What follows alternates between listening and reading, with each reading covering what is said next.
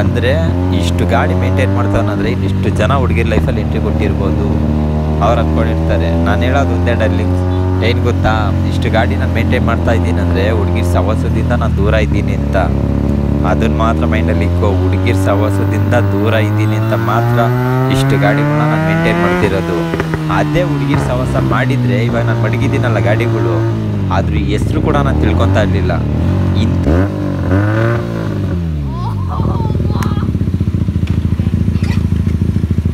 ಸ್ವಲ್ಪ ನಮ್ಮ ಮಳೆ ಮನೆ ಹತ್ರ ಹೋಗ್ಬೇಕಾಯ್ತು ಅಂತ ರೆಡಿ ಆಗ್ತಾಯಿದ್ದೀನಿ. ಒಟ್ನಲ್ಲಿ ಡಾರ್ಲಿಂಗ್ ಏನು ಫುಲ್ ಖುಷಿ ಆಗ್ತಾರೆ ಅಂದರೆ ನಾನೇ ಫಿದಾ ಆಗೋದೆ.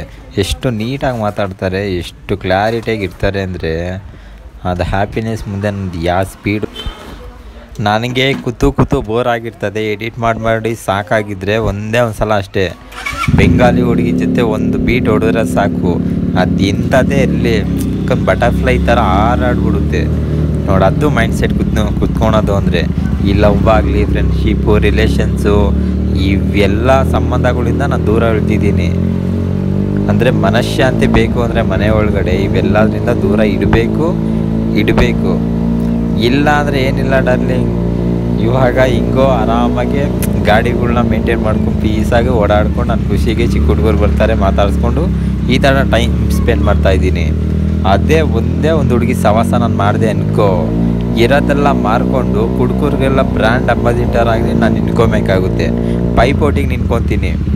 ಅಂದರೆ ಹೊಡೆದಾಡೋಕ್ಕಲ್ಲ, ನೀನು ಕುಡಿತೀಯ ನಾನು ಕುಡಿತೀನೋ, ನನಗೆ ಲವ್ ಫೇಲ್ಯೂರ್ ಆಗೈತೆ, ನನಗೆ ಈ ಥರ ಆಗೈತೆ ಆ ಥರ ಆಗೈತೆ ಅಂತ ಹುಡುಗರನ್ನೆಲ್ಲ ಗುಡ್ಡೆ ಹಾಕ್ಕೊಂಡು ಹಿಂಗೆ ಆಗಬೇಕು ಅಷ್ಟೇ. ಏನು ಗೊತ್ತಾಡಲ್ಲಿ ಹುಡುಗರಿಗೆ ಲವ್ ಸಕ್ಸಸ್ ಆದ್ರೂ ಪ್ರಾಬ್ಲಮ್ಮೇ, ಫೇಲ್ಯೂರ್ ಆದ್ರೂ ಪ್ರಾಬ್ಲಮ್ಮೇ.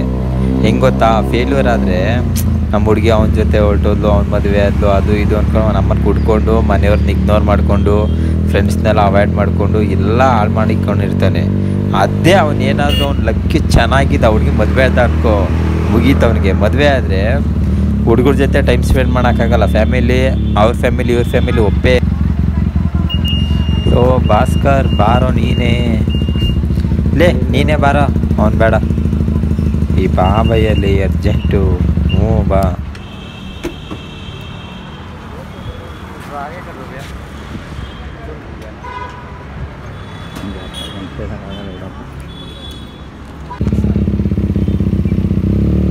ಮಾಡಿದ್ರೆ ನಿಂಗೆ ಫ್ಯೂಚರಲ್ಲಿ ಒಂದು ಒಳ್ಳೆ ಹುಡುಗಿ ಸಿಗಲಿ, ಇದು ನಮ್ಮ ವರ ಅನ್ಕೊಂಬಿಡು. ಹೊಡಿ ನಿಟ್ಟಿಗೆ ಸಾಕಾ,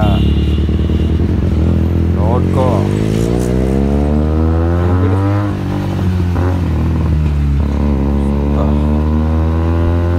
ಏನು ಗೊತ್ತಾಡಲ್ಲ, ಯಾಕೋ ಇವತ್ತು ಹೇಳ್ಬೇಕು ಅನಿಸ್ತಿತ್ತು.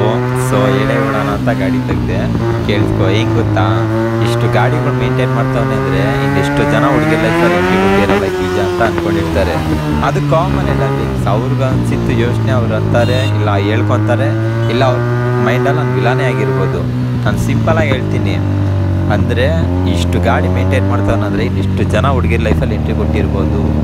ಅವ್ರು ಅಂದ್ಕೊಂಡಿರ್ತಾರೆ. ನಾನು ಹೇಳೋದು ಒಂದೇ ಡರ್ಲಿಂಗ್, ಏನು ಗೊತ್ತಾ, ಇಷ್ಟು ಗಾಡಿ ನಾನು ಮೇಂಟೈನ್ ಮಾಡ್ತಾ ಇದ್ದೀನಿ ಅಂದರೆ ಹುಡುಗಿರ ಸಹವಾಸದಿಂದ ನಾನು ದೂರ ಇದ್ದೀನಿ ಅಂತ. ಅದನ್ನು ಮಾತ್ರ ಮೈಂಡಲ್ಲಿ ಇಕ್ಕೋ. ಹುಡುಗಿರ ಸಹವಾಸದಿಂದ ದೂರ ಇದ್ದೀನಿ ಅಂತ ಮಾತ್ರ ಇಷ್ಟು ಗಾಡಿಗಳನ್ನ ನಾನು ಮೇಂಟೈನ್ ಮಾಡ್ತಿರೋದು. ಅದೇ ಹುಡುಗಿರ ಸಹವಾಸ ಮಾಡಿದರೆ ಇವಾಗ ನಾನು ಮಡಗಿದ್ದೀನಲ್ಲ ಗಾಡಿಗಳು, ಅದ್ರ ಹೆಸ್ರು ಕೂಡ ನಾನು ತಿಳ್ಕೊತಾ ಇರಲಿಲ್ಲ.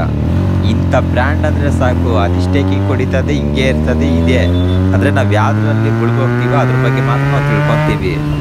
ಅದೇ ಇವಾಗ ಒಬ್ಬ ಲವ್ ಫೇಲಿಯರ್ ಆಗಿರೋ ಹುಡುಗನಿಗೆ ಗಾಡಿ ಕೊಟ್ಬಿಟ್ಟು ನೀನು ಓಡಾಡ್ಕೊಂಡು ಆರಾಮಾಗಿರು ಅಂದರೆ ಅವ್ನು ಇರೋಕ್ಕಾಗ್ತದ?